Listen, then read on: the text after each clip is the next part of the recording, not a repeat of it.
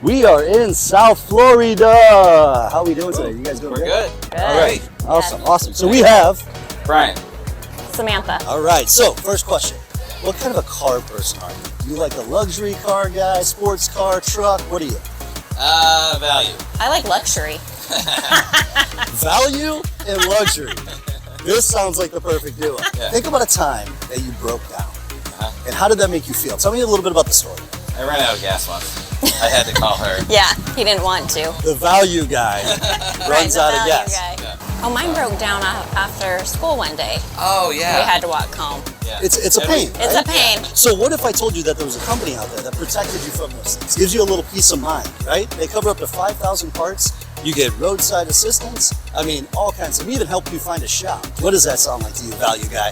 Yes, awesome. Ladies and gentlemen, call CarShield. Value guy says so. Great afternoon.